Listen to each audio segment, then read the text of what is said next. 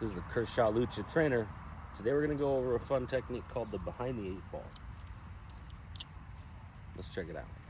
All right, so the behind the eight ball is 3 separate moves conjoined into one single move. We're gonna do the same kind of chaplain where we spin it around our fingers, but we're going to do so with the safe handle, spinning it around with our finger pointed down. We call that a 0G chaplain. Once you get the 0G chaplain down, you'll start to see that naturally you want to catch this other side with your thumb. After your 0G chaplain, you're going to catch the knife at this point here, right?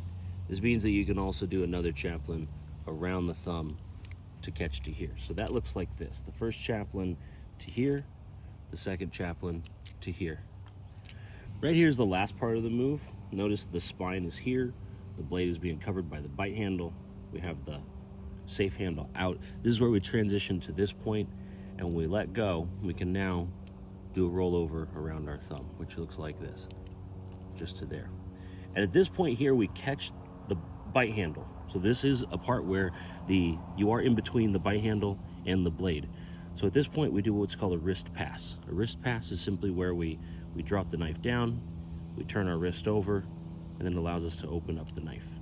The wrist pass is critical to know when you're finishing and completing moves like this. Right, so that is your wrist pass right there. So to string all the moves together, we're gonna do a 0G chaplain, to a thumb chaplain, to a thumb rollover, and then we're going to do a wrist pass to open that knife up.